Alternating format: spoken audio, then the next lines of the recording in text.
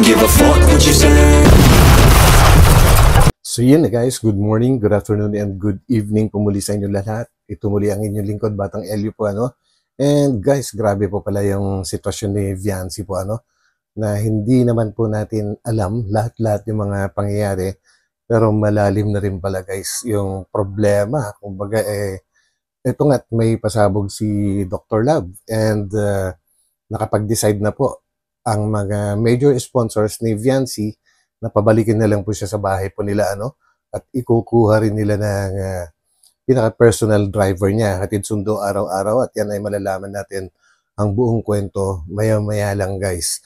So ito muli ang inyong lingkod, Batang Elio, and patuloy lang natin suportahan palagi ang buong Team Kalingap sa pangunguna ni Kuya Bal Santos Matubang at Edda Vlogs and Kalingap Rab. So guys, samahan po niya ako. Let's go!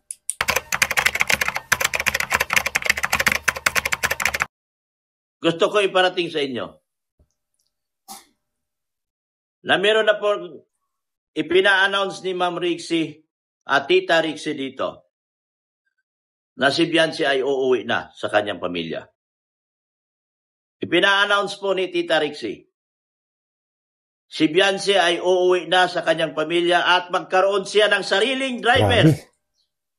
At hindi ako nagpresenta. Hindi po ako nagpresenta. Ang magiging driver niya, si Bulong. So yun guys, grabe po At malalaman din natin maya-maya lang kung ano yung buong rason po kung bakit nag-decide si Tita Rexy na pabalikin na lang. Dahil siya naman po yung nakaisip na mag-apartment si Viancy, sa akala niya ay mas magiging relax dahil mas malapit sa school. Kanya nga lang guys, grabe. Napapaligiran nga daw siya ng mga paparazzi. So, grabe guys. So, ito naman si Dr. Love, hindi na siya yung nagpresenta na maging personal driver ni Viancy dahil nga po madalas din siyang mabash gawa ng na sinasabi na palaging ibinablog. So, yan. Kaya ang sinuggest niya po ay walang iba kundi si Bulong o kaya si Red Saint. So, tuloy po natin guys. Si Bulong, kay Bulong kayo, manghingi ng picture. Manghingi kay Bulong kayo lahat. Si Bulong na po ang magiging driver ni Viancy. Hatid, sundo, at saka si Padi. Maliban kung sino sa kanila. Hindi na ako nagpresenta. Dahil ayaw kong bigyan nyo na naman ako ng problema sa bandang dulo. Ayaw ko yung sasabihin nyo for the sake of lang ako. Kaya yung sarili ko nilayo ko na. Yun.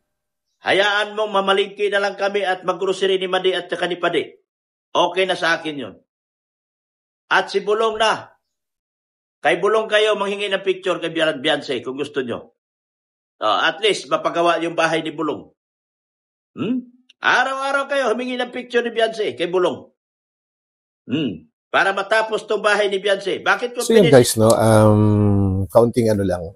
Kaya pala pinapauwi si Viancy guys ay dahil meron nga daw nakapaligid sa kanya or palaging may nakabuntot sa kanya po na para mga paparazzi at kinukuhanan ng video o kaya ay picture, at meron nga daw di umano na isang sponsor na siya yung may idea nito. Kumbaga ay nagbabayad through GCash sa kung sino man yung maatasan niya na kumuha ng picture o kaya video. Naku, grabe. Kumbaga bakit? Bakit ganun? Ano ba yun? Anong ibig sabihin nun? Obsession or what? So, tuloy natin.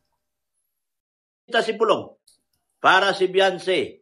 Para matapos yung bahay ni Bulong.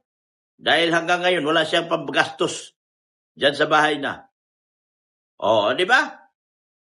Wala na akong kinalaman. Di ako nagpresenta. Hindi ko inilagay yung sarili ko para sa iwas ako. Iwas ako sa mga baser. Inilayo ko na ang sarili ko. Tama na yung ako ang magiging service ni Padi at Madi. Tama yan, Doc Lab. Mag-ano ka na lang.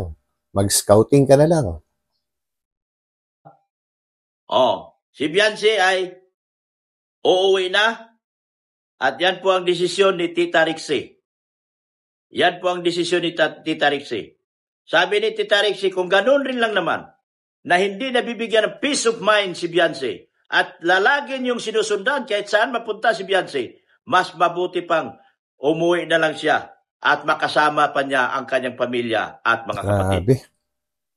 Marami nag-aaral dito. Mabini, St. Easy, umuwi man. Umuwi man lahat. So ano na? I love you, Edsi, hanggang dulo. Yes, yun na po ang nagiging desisyon ni Tita Rixie. At si Bulong po, ang siyang magiging driver dyan. Hatid sundo. At ako po ang nagsabi na si Bulong na lang. Wag na lang ako.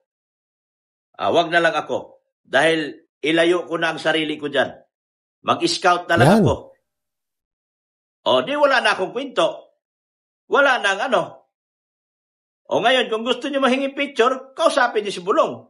Kay Bulong kayo magpalapad ng papel. Tama ba? Tama ako, mali? Tama yan. Kapag sabihin yung mali, ay di mali niya ako.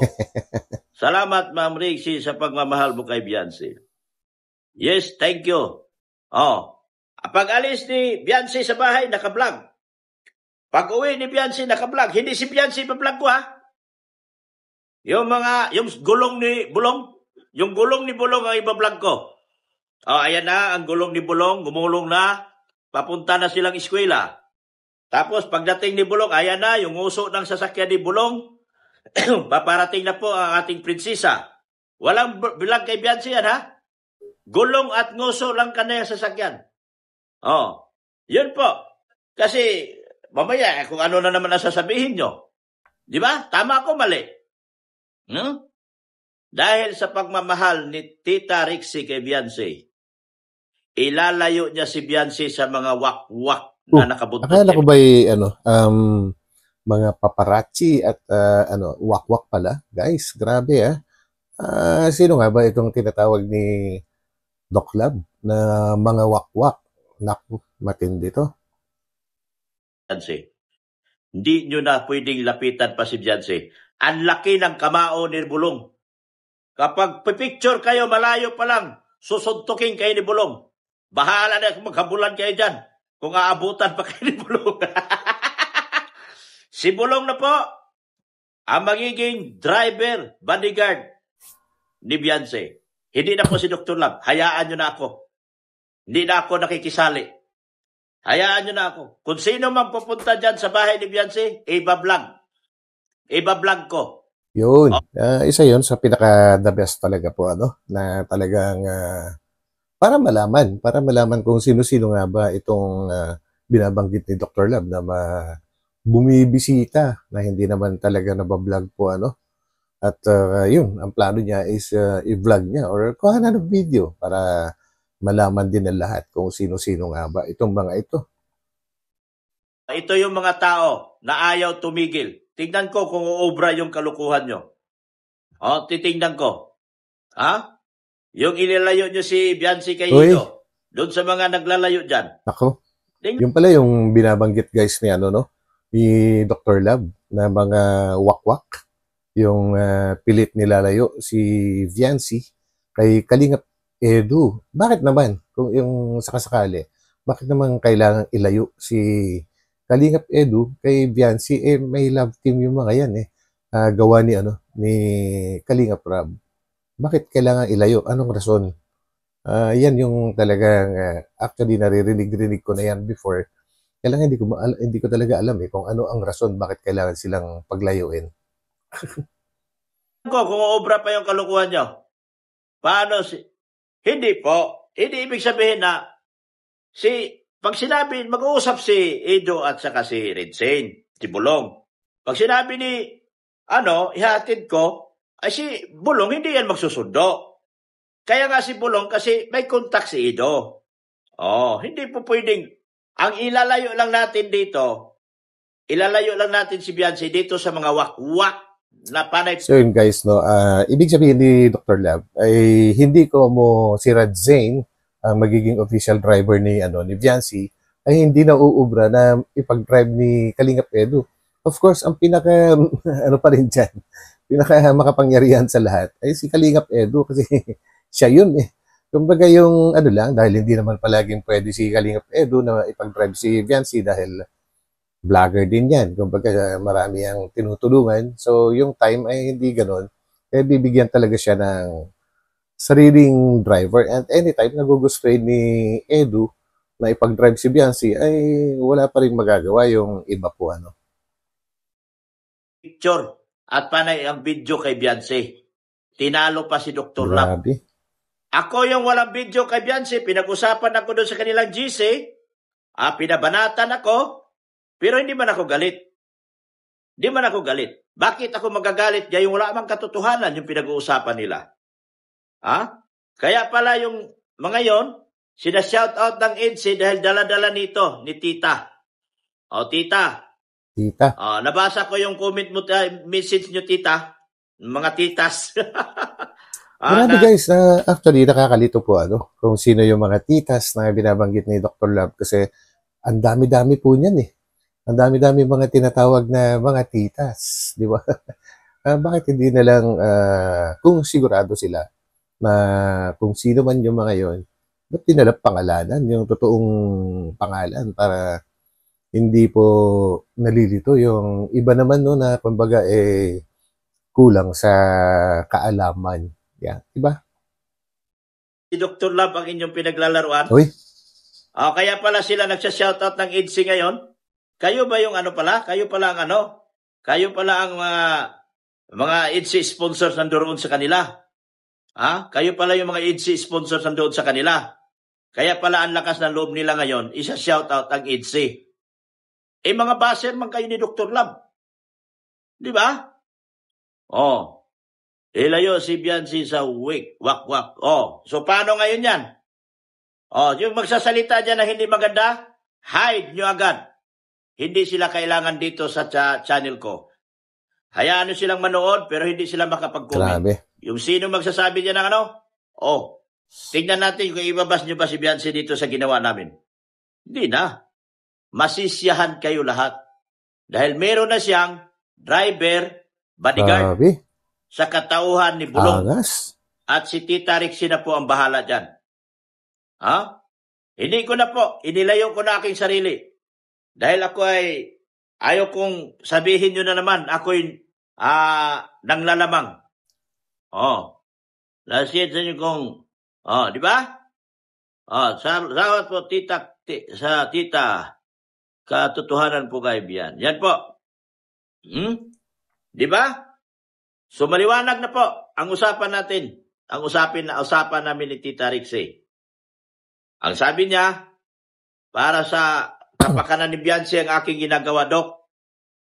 Akala ko si Beyonce ay magiging ligtas doon sa apartment. Hindi pala. Akala ko ililipat sana namin si Beyonce sa isang kwarto. Sabi niya, lalong walang mangyari. Grabe po yun. Ilipat sana nila sa isang kwarto pero lalong walang mangyari. Matindi. Dahil sila pa rin ang bubuntot kay Beyonce. Sila pa rin. Kung sino mga tao na yon na panay video, panay picture, kapalit Gcash. Panay picture, panay video kay Beyonce, kapalit Gcash. Walang kalam-alam si Beyonce dito. Matindi naman yun guys, no? May bayad. Kumbaga, maganda palang pagkakitaan dyan. Kung sakasakali, kukuhanan mo lang ng picture at isi-send mo dun sa nagpapakuha, pera na kaagad. Easy money. Maganda. Maganda para dun sa mga Iba naman ang kapag pumayag ka naman sa ganun, guys, na ikaw yung taga-picture o kaya taga-buntot at nag-o-observe kay Beyonce, hindi na rin siguro matino ang pwedeng itawag doon. Di ba? Kumbaga magtrabaho naman kayo ng maayos.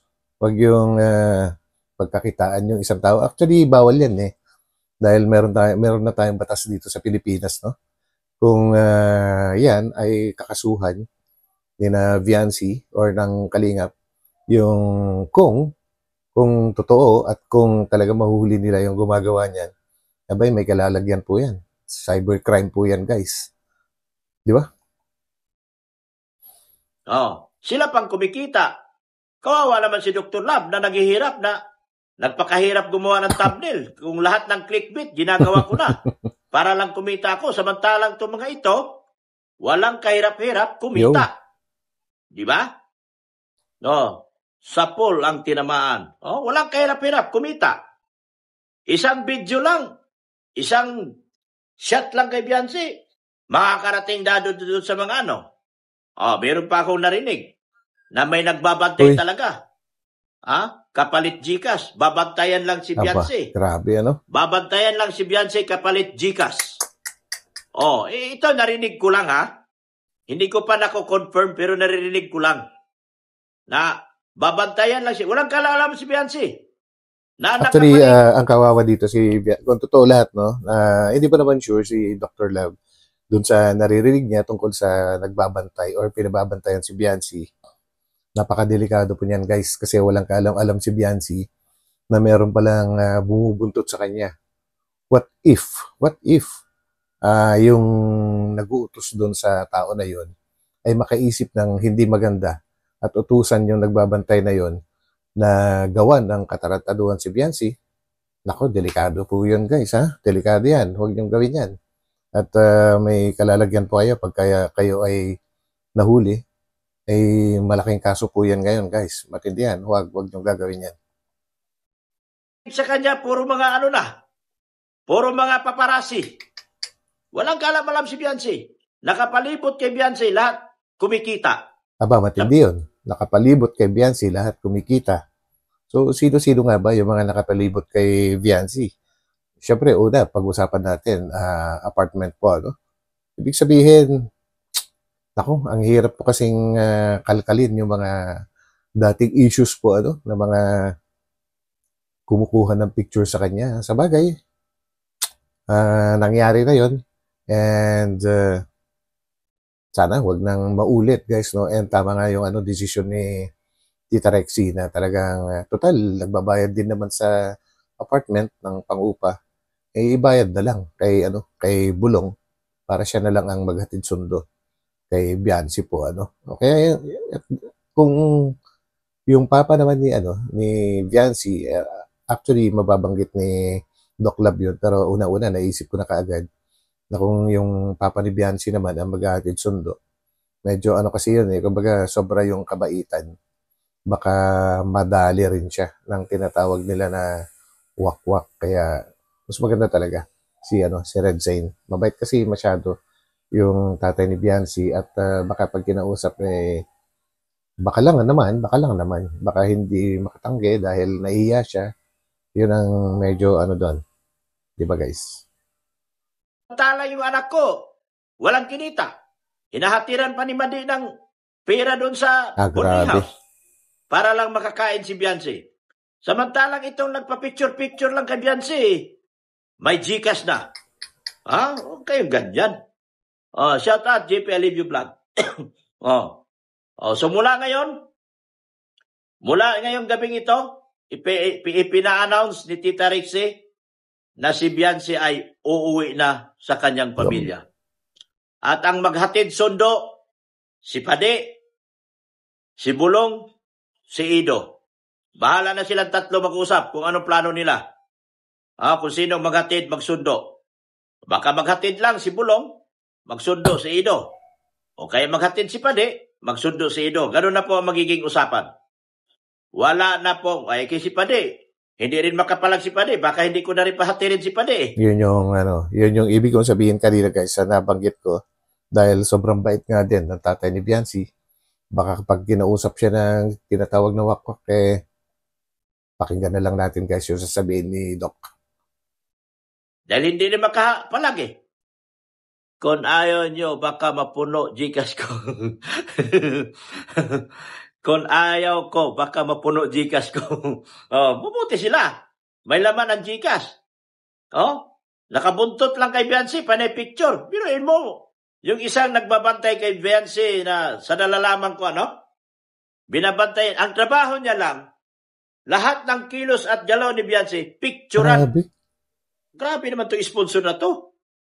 Dapat ibinigay nyo, ma'am, sa kawang gawa yung pera nyo. Biruin nyo. Para bigay nyo ng Gcash doon sa taga-picture kay Beyonce. Actually, ang labo, guys, kumbaga, ano ba ang plano nung sinasabing wakwak or sponsor na yon? Bakit niya ginagawa yun? Para saan? Kumbaga, binabantayan bawat kilos si Biancy para if ever na merong makuha na picture na kahit hindi totoo at medyo alanganin lang yung galaw, baka gamitin against Biancy din po, ano? Hindi natin alam. Actually, maraming pwedeng paggamitan yung mga videos na yan. Pwedeng gawan ng kwento kahit hindi totoo. Kahit yung mga pictures, guys. Madali na mag-edit ngayon eh. Ang dali-dali na. Andyan na yung AI. Pindot-pindot ka na lang. Mababago mo na yung location, itsura, galaw. Ganun po guys ngayon. Kaya ingat-ingat po. Tapos kumikita. Samantalang kami mga charity namin Excuse me. hirap na hirap kami magbigay. Ngayon sasabihin nyo, mababa si Biancy? Hindi. Bakit mababa si Biancy? Hindi mababa si Biancy kung yung inyong kaisipan ay diretso. Pero kung tabingi ang kaisipan ninyo, tsak ako, ibabas nyo si Biancy. Mababash si Biancy dahil uuwi na siya at titira na sa kanila. Anong dahilan para mabash siya? Wala nga siyang kaalam-alam sa mga ginagawa sa kanya ng mga nakapaligid sa kanya. Di ba? Para sa sariling safety niya yun. At buti nga, andyan palagi yung mga guys yung mga major sponsor, kagaya ni Tita Rexy, na talagang nagbabantay din para sa kabutihan po ni Biancy po, ano? At tuloy-tuloy na nagmamalasakit. Kaya shout out po sa Tita Rexy. At antindi ng malasakit mo po kay Biancy. Saan ka makakita? Uuwi na dito si Biancy. At yan ay pinasasabi ni Tita Rexy. Pinasasabi ni Tita Rexy na ayaw na niyang ipahamak si Biancy. Oops. Ayaw na niyang ipahamak. Okay, siguro nagkamali lang ng sinabi si Doc Lab. Siyempre naman, hindi naman siguro isipin ni Tita Rexy na yung ginawa niya na patirayan sa apartment si Biancy ay ikakapahamak po ni Biancy po, ano? At ang iniisip lang naman ni Tita Rexy doon sa abot ng aking kaalaman ay para ma-relax si Biancy. Kumbaga malapit sa school. Hindi na siya bibiyahe ng malayo. In case na gusto magpahinga, makakapagpahinga siya anytime na gugustuhin niya. Yung pala ay merong mga nangyayari na hindi maganda. So, tuloy po natin. Sabi niya, mas napahamak pa si Biancy nung ipina-boarding house niya. Ayaw na rin niya kumuha ng kwarto para kay Biancy. Dahil gusto niya, gusto ng lahat ng mga malaking sponsors na nakakaintindi ngayon, makasama ni Biancy ang kanyang pamilya at mga kapatid. Which is yun naman talaga yun naman talaga yung pinaka-normal na dapat and pinaka-the best na rin. At least araw-araw sila magkikita-kita ng kanyang pamilya. Di ba? Hindi naman masyadong kalayuan ata yung school. Hindi naman yata abutin ng 1 oras po, yung driving time. Yan lang po ang tanging paraan. Kapag si Biancy walang pasok, siya ay matutulog sa kanyang kwarto at walang asungot na pwedeng pumasok. Dahil kapag may pumunta, ibablog ko na naman yung mga mukha nila. Nandito na naman sila para sa halaga ng GCash nila. So, ibig sabihin ba rito guys, kaya ako po nagtatanong, kasi hindi ko naman alam lahat, ang buong kwento, kaya ako magtatanong. Ibig sabihin ba sa apartment talagang pinupuntahan siya nitong mga binabanggit ni Dr. Lab na wakwak o kaya yung mga inuutusan na mag-picture or mag-video kay Biancy? Madalas ba siyang puntahan doon? Grabe, di ba may mga kasamahan din si Biancy, yung mga beneficiaries ni Kalingap Edu. So, kung sakaling may mga dumagdag pa doon, ang dami-dami na nila. Di ba? Yan talaga ang vlog. Mga Kalingap, nandito na naman yung mga aswang. Darating na naman itong mga aswang na ito dahil magjijikas na naman yung nagpabuntot. Grabe. So doon sa nagpabuntot kay Biancy, na walang kaalam-alam si Biancy, pinagkakitaan si Biancy. Grabe. Ito ba yung mga matitino pang sponsor yung mga ganito? Tanong ko lang, matitino pa ba ito mga sponsor ng ganito na lahat ng galaw ni Biancy ipipicturan? at kapalit GCash. Ha? Oh. Matitino pa ba itong itong taong ganitong sponsor na ganito? Saan ba nila ginagamit, guys, yung picture na yan? At pati mga videos, saan ba nila ginagamit? Comment down. At pag-uusapan po natin yan sa aking susunod na upload po. Ano?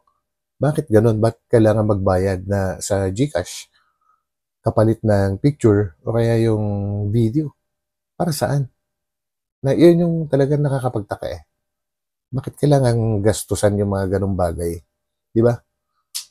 Okay, malaking question to guys, and napakadelikado po niyan. If ever na talagang mapatunayan, magkaroon ng ebidensya po, ay pwedeng magkaso si Biancy para sa kanyang safety, kasi ultimo si Biancy hindi niya alam na may sumusunod pala sa kanya. Sure po. Ito? Na lahat ng galaw ni Biancy kailangan picturean? Kapalit GCash? Matitino pa ba sila? Hindi na po. Kaya po kailangan silang masawata. Sa pag-uwi ni Biancy dito, ang magdadrive kay Biancy si Padi, si Bulong, si Ido. Kung gusto niyong picturean si Biancy, magpaalam kay Padi. Pero tingin ko kay Padi, mukhang dadalihin niyo naman si Padi kasi mabait din si Padi. Baka sabihin ko kay Padi, si Bulong na lang. Kasi yung kamao ni Bulong malaki. Kapag nag-picture-picture kayo doon sa eskwelahan ni Biancy, lulusot talaga yung kamao ni Bulong sa mukha mo. Nako, grabe to. Kumbaga hindi maganda yung hindi maganda yung mga pangyayari na ito, guys. And tama rin si Tita Rexy sa desisyon niya na pabalikan na lang si Biancy doon sa bahay po nila. At least safety na safety siya ron, at makakatulog siya ng maayos at para sa sarili niya. Naguguluhan ako, guys, doon sa mga una-una. Saan ba ginagamit talaga yung picture na yun? Saan ba ginagamit nung nagpapakuha mismo, yung sinasabing wakwak? Saan ginagamit yung mga videos? Baka mamaya gawan pa ng hindi magandang kwento yung mga video at picture na yan. Kawawa naman si Biancy, wala siyang kaalam-alam. Madali pa namang ngayon mag-edit, and ang dami ring funny, paniwalain. Kumbaga pag may narinig or napanood, lalo't medyo against sila, talagang paniniwalaan ka agad nila kahit invento lang yung kwento, guys. So, yun, mabuti yan, Doc Lab, and para malaman natin lahat po yung bagong desisyon ni Tita Rexy. And so yun, guys, maraming salamat po muli sa inyo lahat sa pagsama sa akin dito sa vlog na ito, and batawag dito, protektahan po si Biancy dahil hindi po maganda talaga yung nangyayari na ganito. So yun, guys, tumuli ang inyong lingkod, Batang Elio. Papaalam po muna ako saglit. So, bye-bye. Bye.